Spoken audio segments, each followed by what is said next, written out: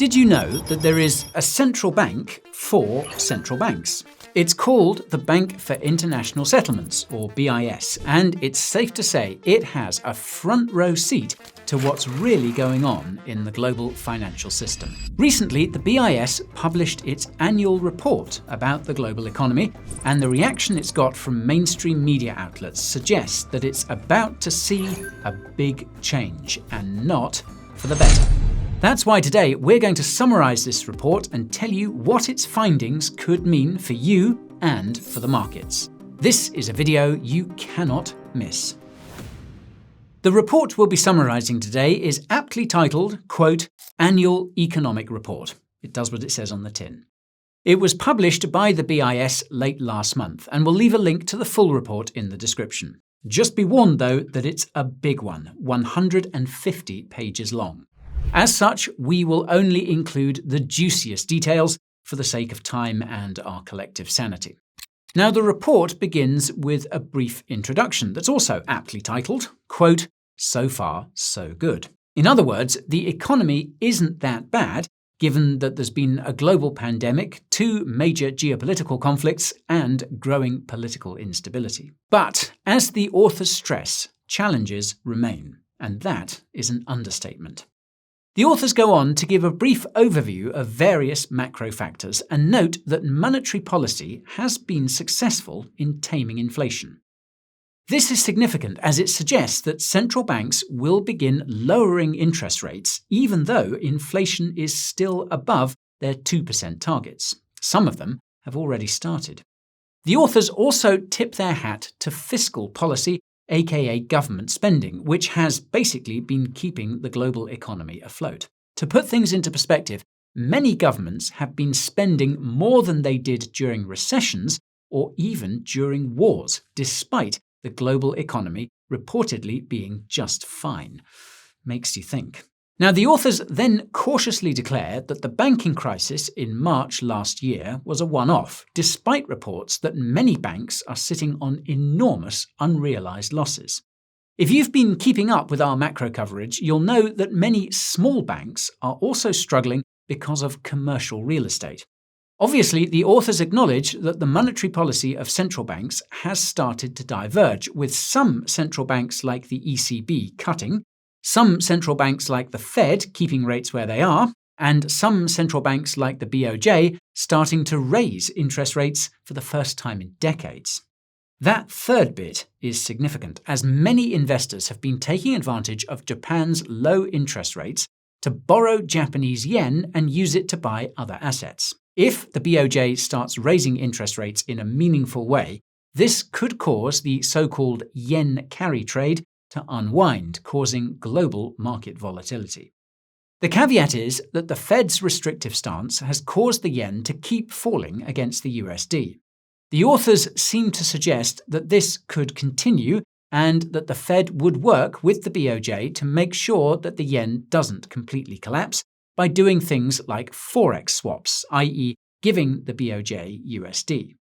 The authors then pivot to examining the predictions of market participants. As you might have noticed, most investors are expecting a soft landing. That is, inflation will come down without unemployment going up or the economy slowing too much. The authors seem to imply that this prediction is premature. From the BIS's perspective, the biggest risk to a soft landing is the unfathomable amount of debt that's been taken on by the private sector, aka households and corporations, and the public sector, aka governments. The authors note that these debts have put limits on fiscal and monetary policy tools. The BIS also sees inflation as a risk, specifically inflation coming from a rising cost of goods caused by supply chain issues, and inflation coming from a rising cost of labour due to a shortage of labour.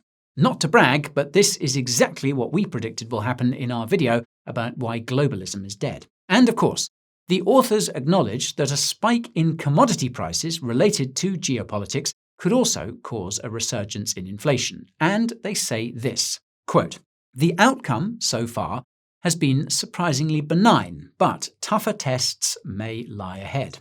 Translation: geopolitics could become more volatile.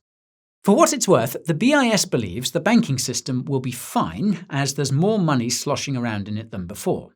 The catch is there could be issues in the non-banking sector that spill over into the banking sector. I'll quickly note that there are quadrillions of dollars of derivatives debts. Next, the BIS fumes about the fact that fiscal policy is interfering with monetary policy. In plain English, governments keep printing while central banks are trying to stop the printing. The authors also highlight the fact that a boom in productivity would be a solution to debt problems, but productivity is slowing. And finally, the BIS reveals that central banks will raise interest rates again if inflation doesn't come down, and that we could be in for years of central banks aggressively raising and lowering interest rates to keep inflation under control. The authors also touch on the role of AI, but we'll come back to that later. And if you're enjoying the video so far, be sure to hammer that like button to let us know, and subscribe to the channel and ping that notification bell so you don't miss the next one. Glenn Hoddle, your incredible season continues. Congratulations on another man of the match display. Yeah, thanks, yeah. There's been speculation that you've been using the Coin Bureau deals page for the first time this season. Is that what's put you 9 points clear at the top of the league with only a few games left to play? Yeah, look, we're a great team. We go out there and fight for each other every single time, but yeah, the Coin Bureau deals page has definitely made a massive difference, to be fair. Yeah. Is it the 70% discounts on trading fees that have helped the most, or the sign-up bonuses of up to $100,000 on some of the best crypto exchanges? Well, yeah, both of those have been great, but also as the discounts on hardware wallets too, they've definitely helped us tighten up at the back and become stronger defensively, yeah. Well, you played a blinder today. Will you be celebrating with a spot of crypto trading tonight? Yeah, sure, yeah. That and a couple of Instagram girls, Yeah. Okay, introduction out of the way, the first part of the report is about monetary policy. For context, monetary policy is important because it involves adjusting interest rates, and interest rates affect how much people can borrow. Because the economy is debt-based, less borrowing means less economic growth, and vice versa. The authors start by reiterating that everyone expects a soft landing. That's essentially because interest rates were able to rise without restricting borrowing too much. The authors repeat that fiscal policy has helped with this, but this time warn that governments need to restrict spending to bring inflation down. For reference, central banks are supposed to be apolitical, meaning they're not supposed to comment on things like government spending. The fact that the BIS is bashing governments for spending too much is therefore significant, as it could be a way of central banks getting the message out there by proxy. The BIS actually goes one step further, as it outright calls on governments to engage in, quote, structural reform efforts. The authors specify that these reforms should focus on a better distribution of income. Put differently, the BIS wants governments to take from the rich and give money to the poor.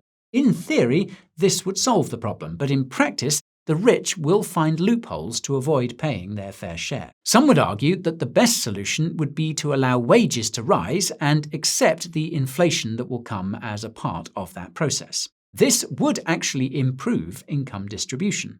But that would also hurt the bottom line of the globalist corporations, which is why they've been trying to keep wages suppressed through automation and migration. But, well, that's a topic for another time. Anyways, the authors go on to give a recap of what's been happening in the global economy over the last year. They note that the economy has been surprisingly strong and remind the reader that inflation has come down while unemployment has stayed low, though it goes without saying that this could be changing. Notably, the authors underscore the fact that a big part of why rising interest rates haven't done much damage to the economy is because of the duration of the debt. Put simply, most individuals and institutions borrow money at a fixed interest rate for a long term. Short-term changes have no effect. Not only that, but individuals and institutions with lots of cash lying around have been able to earn large interest rates on their savings. This has paradoxically resulted in a sort of stimulus for the rich, which has further increased wealth inequality, but has made headline economic figures look good at first glance.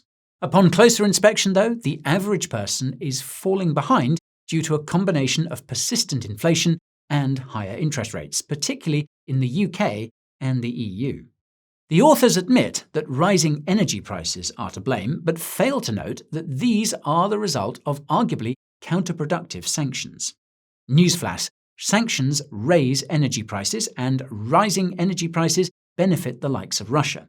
The result is that Russia's economy is growing faster than all developed economies. This is according to the IMF, by the way. Anyhow, the authors claim that inflation continues to come down and confirm that this is mainly due to a decline in commodity prices. What's cool is that the authors actually provide a detailed breakdown of what exactly is causing inflation to decline.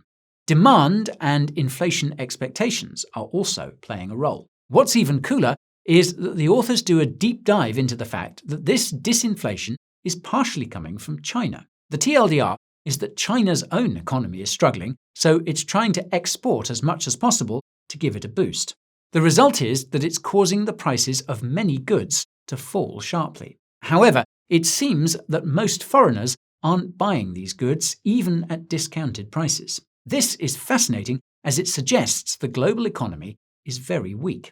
The tariffs placed on Chinese EVs by Western countries also show they're not truly serious about going green, but, well, that's also a topic for another time. Anyhow, the report's authors then provide a long list of indicators which show that investors continue to be in a risk-on mode. These include everything from stock markets hitting new all-time highs to corporate spreads being near all-time lows. Yields on lower-quality corporate debt rise during risk-off events.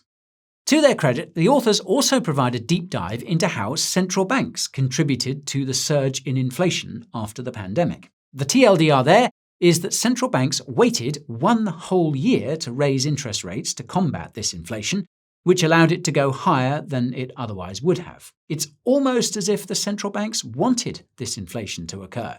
I mean, it's not like inflation is one way for governments and corporations to devalue their debts, right? Say, did you know that BlackRock published a report a few months prior to the pandemic saying that there needed to be more inflation? More about that in the description. I digress. Now, the authors conclude this part of the report with a lengthy analysis of the possible problems that the global economy could face and the scenarios that could occur. The first problem is one we discussed earlier, and that is inflation. You'll recall it could rise again because of goods, wages, or commodities. The second problem is also one we discussed earlier, and that's the levels of government debt and how they've made things tricky for fiscal and monetary policy. In short, fiscal and monetary stimulus will cause debt to increase, while fiscal and monetary policy restrictions will make it hard to pay the debt back. What's eye-opening is that the authors note that it takes 2 to 3 years for the effects of the first rate hike to be felt in the financial markets. Now, the reason I say it's eye-opening is it's believed that it takes between 1 and 2 years, with Fed Chairman Jerome Powell once saying that the effects were instant due to investors pricing everything in. From the BIS's perspective, this means that the rate hiking cycle is still in its early stages and that we're going to feel the real lag effect over the next year unless central banks start cutting now. You'll recall that many already have, and it's possible that this is precisely because of the BIS's own recommendations. What's spooky is that the authors suggest it could already be too late, as China's slowing economy could drag the rest of the world down with it. This ties into the third problem the BIS thinks the global economy could face, and that's excessive government spending to keep things rosy during a big election year. You'll recall that this could cause a resurgence in inflation and would also increase existing debt loads. And this relates to the fourth problem, and that's a decline in productivity, which we also touched on earlier.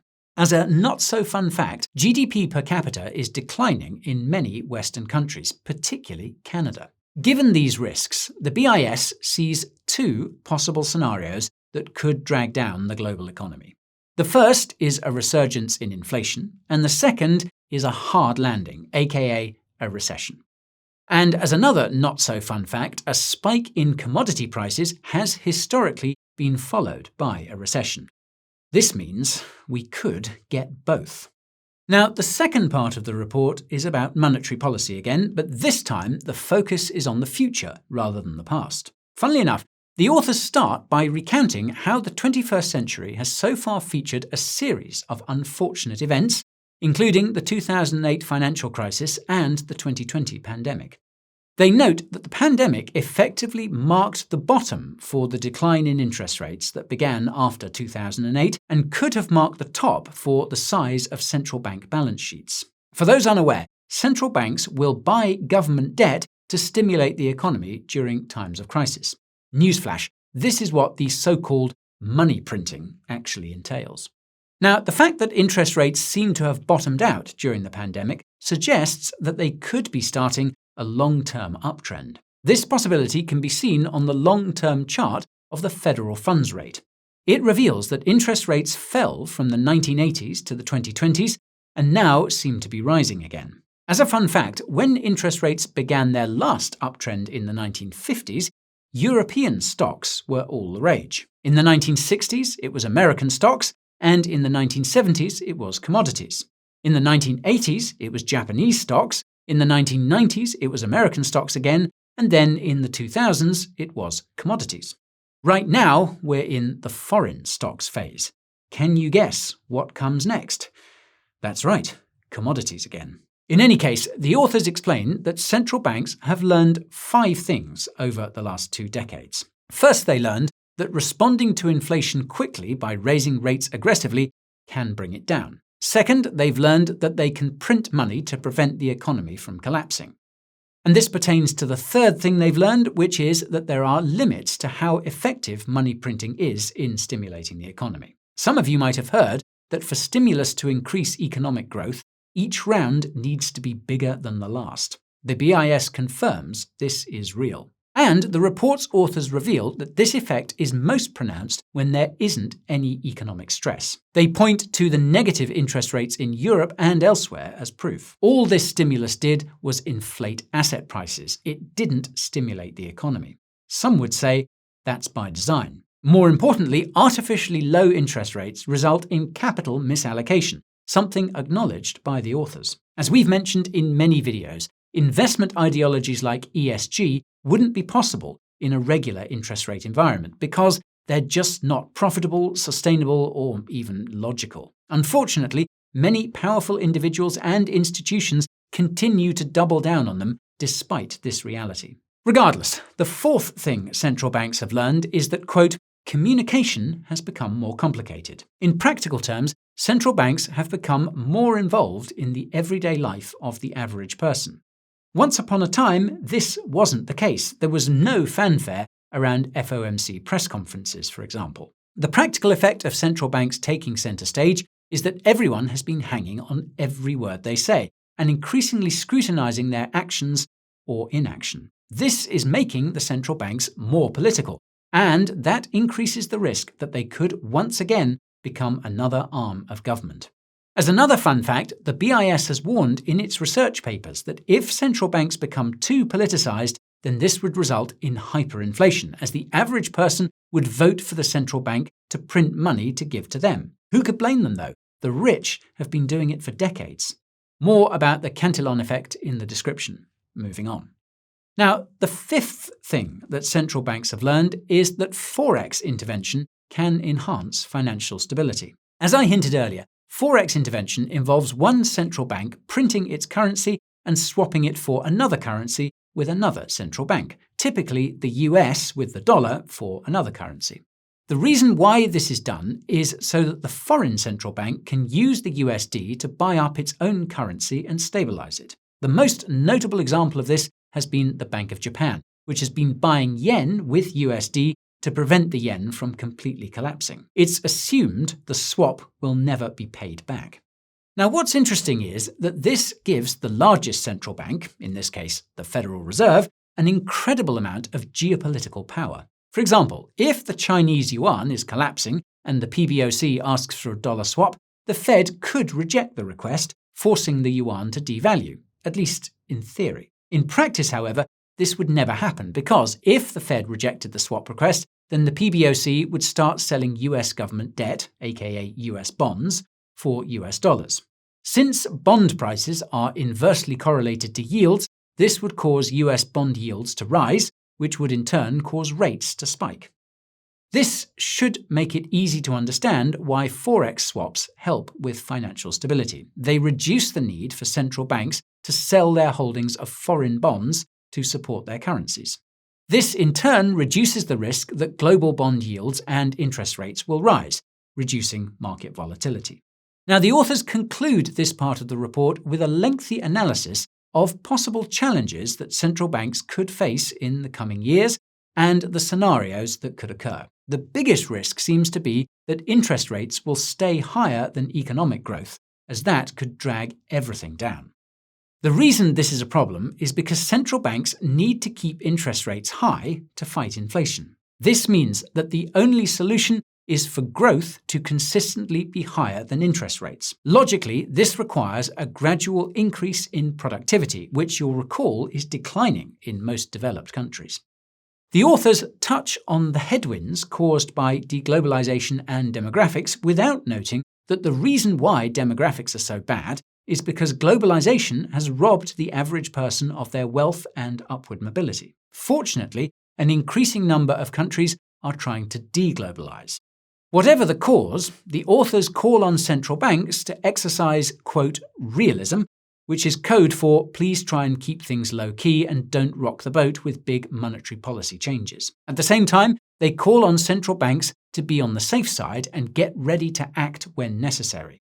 And finally, the authors call on governments to cut it out with the excessive spending and make the bold claim that constant money printing by governments and central banks may not be necessary to drive economic growth. Once upon a time, this wasn't necessary anyway. People worked hard and lived well. We can only hope that the world will be like that again within our lifetimes. Now, the third part of the report comes out of left field as it's all about artificial intelligence. You know the hype is real when the central bank for central banks is talking about it. In all seriousness, AI could change the world like the internet did. From the BIS's perspective, it could affect central banks, hence the dedicated AI section in this report. Naturally, what comes to mind when you think of AI is a large language model like GPT, the technology behind ChatGPT. To their credit, the authors make this distinction right off the bat. They note that LLMs are becoming increasingly advanced, allowing for the generation of video, audio, images, and text. Again, to their credit, the authors also note that this has led to a debate about whether it's really appropriate to refer to these LLMs as AI, or rather as Artificial General Intelligence, or AGI. As far as the authors are concerned, though, it doesn't matter. What does matter is what these tools can do and how they can affect things. When it comes to central banks, the authors note AI will, quote, affect financial systems as well as productivity, consumption, investment and labour markets, which have direct effects on price and financial stability. They also believe AI will affect all banks, especially if they're using AI. The authors reveal that central banks plan to use AI as part of their operations, which is a bit terrifying when you consider that most AI is literally programmed to lie so that it doesn't offend anyone or go against the status quo. It won't be long before AI convinces every central banker to print us all off the planet. Jokes aside, the authors note that even if central banks don't end up using AI, they need to be, quote, observers of the technology and how it could affect their mandates. Spoiler alert, central banks are terrified that AI could cause too much deflation, as that would cause the global debt bubble to burst. This pertains to where AI came from and how it works. The authors explain this in detail, but we'll just direct you to our video about OpenAI and ChatGPT in the description for the sake of time. That said, though, there is one part of the author's explanation worth summarizing. In fact, it's worth quoting. So, quote, LLMs suffer from the hallucination problem. They can present a factually incorrect answer as if it were correct, and even invent secondary sources to back up their fake claims. Unfortunately, hallucinations are a feature rather than a bug in these models. LLMs hallucinate because they are trained to predict the statistically plausible word based on some input, but they cannot distinguish what is linguistically probable from what is factually correct. That, ladies and gentlemen, is a quote to remember. Now, the authors then go on to explain how AI could affect the financial system. They discuss everything from lowering costs to optimizing payments. This is a bit scary, as they suggest that AI could be used in, quote, high-risk, low-margin activities like interbank transfers and KYC and/or AML. What could possibly go wrong? Another scary bit is noted in the image here, and that's using AI to assess whether you're creditworthy, i.e., if you can get a loan. When you combine this with the evident biases of AI, you end up with a very scary scenario indeed, one where people who act or think in the wrong way don't get a loan. I'm not exaggerating either. The authors expand on using AI to assess creditworthiness and note that associated checks, quote, can also be of a non-financial nature, for example, applicants' educational history or online shopping habits. And if that wasn't bad enough, they say it can be used for insurance too. For what it's worth, the authors spend even more time addressing the very real bias and discrimination risks that such AI tools would have. They also point to the fact that these AI tools would collect a lot of sensitive data and that most of them would likely be developed by a handful of big tech companies. On that note, the authors believe that AI being controlled by a handful of entities is inevitable. This is because of so-called data gravity, which is when, quote, companies that have an edge in collecting, storing, and analyzing data can provide better trained AI tools whose use creates ever more data over time. The consequence of data gravity is that only a few companies provide cutting-edge LLMs. The authors then look at how AI could be leveraged by the central banks themselves. They note that AI could be used to help collect and analyze data related to their mandates. They reveal that the BIS is already working on something called Project Aurora, which analyzes transactions for money laundering. But wait, there's more. The authors note that there's another BIS project called Project Agora, which involves tokenizing assets on blockchains owned and operated by central banks. When you combine Project Agora with Project Aurora, you get an AI-driven financial dystopia. You will own nothing. The AI will own it all instead. In this case, I'm exaggerating somewhat, but it's honestly not far off from what they describe. And once everything is centrally surveilled and controlled, the authors say it will be possible for central banks to do, quote, nowcasting, which is to adjust their monetary policies in real time in response to real-time changes. If CBDCs launch, then this nowcasting will look more like manhandling. Total control, in other words. At least the authors are kind enough to share all the other dystopian projects the BIS is working on. Highlights include Project Gaia, which enforces ESG, Project Symbiosis, which tracks your environmental effects, and Project Ellipsis, which keeps track of who the central bank needs to keep track of. Yikes. Now, the authors conclude this part of the report with a lengthy analysis of how AI could impact the economy and how central banks should prepare. They start by predicting that AI will help boost global productivity, which you'll recall is required for central banks to keep interest rates high. In contrast to every other AI profit, the BIS believes that AI will increase the demand for labour, not decrease it. That's because it will make it possible for more people to be productive, regardless of their skill level. Some of you may know that current research suggests that AI helps junior employees the most. The trade-off is that AI could result in increased economic inequality if it continues to be controlled by a handful of big tech companies owned by an even smaller handful of tech bros and asset managers. Thankfully, crypto projects are working as quickly as they can to decentralize AI so that we can all profit. Even so, the authors note there's a real risk that governments will have to turn the money printer back on to support the average person if AI starts to take their jobs. From our perspective, this is unlikely so long as AI is programmed to appease people's emotions and parrot government propaganda. Regarding how central banks should prepare, the authors advise them to focus on developing in-house AI tools rather than leveraging third-party products. This means that central banks will have to hire a lot more tech people. Well, to that we say, good luck competing with big tech companies and crypto projects. Case in point, the authors even provide a graph proving that central banks have had a hard time hiring and retaining their more tech-savvy employees.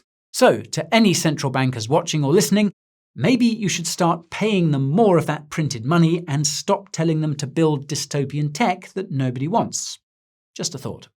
This now brings me to the big question, and that's what all this means for you and for the markets. Well, let's start with the markets. Besides the AI section suggesting the local top is in for AI, the key takeaway from the BIS's report is that debt and inflation are very real risks, and both could create serious market volatility. In the case of debt, too much debt could cause long-term interest rates to rise as the supply of bonds increases too much relative to the demand, causing bond prices to fall and yields to rise. Uncertainty around fiscal policy could also create bond market volatility, which is a bigger problem than you think. You see, government bonds are considered to be the safest financial assets. The result is that they're often used as collateral for loans. Yes, that's right, debt being used as collateral for yet more debt. Government bonds are assumed to be safe because governments can always tax their citizens in order to pay their creditors. But if the value of these government bonds suddenly experiences volatility because of, say, bad fiscal policy from an extreme right-wing or extreme left-wing government, then those who borrowed against these bonds risk being liquidated, i.e. forced to sell. This can result in forced selling across the board. Similarly, in the case of too much inflation, holders of government bonds will demand a yield to compensate for the fact that when the bond is paid back, the money won't be worth what it was when they lent it out because of inflation. This can likewise cause rates to rise and could cause bond volatility. Now, aside from economic growth driven by a parabolic increase in productivity, the only solution to this problem is what macro analysts call debt monetization and what we call money printing. Central banks will have to buy up the excess government debt to ensure that yields stay down and markets stay calm. This will be rocket fuel for risk assets, as they are the most sensitive to liquidity. And at the tip of that space shuttle, you've got crypto. According to macro analyst Michael Howell, BTC prices lag changes in liquidity by 6 to 8 weeks. As we've seen with our own eyes, BTC will respond instantly to emergency intervention, bank bailouts, that kind of stuff. Now, when it comes to what all of this means for you, it's a bit of a double-edged sword. On one edge, interest rates and inflation are likely to remain elevated for the average person for now. On the other edge, meanwhile, this will create extreme social pressures that result in political change, hopefully for the better. As we discussed in that aforementioned video about the end of globalization, most countries appear to be shifting towards a form of economic nationalism. In the short term, this will suck because asset prices will stay high, while the prices of goods rise as a result of workers finally being paid their fair share. In the longer term, however, asset prices will cool off and wages will continue rising. This means that in the next decade, buying a house and starting a family will become much more affordable. Most importantly, how hard you work will finally be reflected in your paycheck, which will supercharge economic productivity. In economic terms, the power will shift from capital to labour, and this will set the stage for the commodity market cycle in the 2030s I alluded to earlier. For the rest of this decade, though, it will probably be more of what we've seen in recent years, increasing political and geopolitical instability. Asset prices will probably keep rising because of central bank money printing, and I'll remind you that crypto will be the biggest beneficiary of this liquidity increase. As we approach the end of the decade, though, it may finally be time to take some much-needed profits as hyper-financialization starts to fade. I know it's a cliche, but this is a real turning point. We are at the peak of globalization, the peak of wealth concentration, the peak of financialization, the peak of geopolitical and political instability, etc. What comes next will be a new generational cycle of genuine growth, prosperity, and equality. So, make it count. And that's all for today's video. So if you found it informative, smash that like button to let us know. If you want to stay informed, subscribe to the channel and ping that notification bell. If you want to help inform others about what's really going on in the global economy, then share this video with them. As always, thank you so much for watching, and I will see you next time. This is Guy, signing off.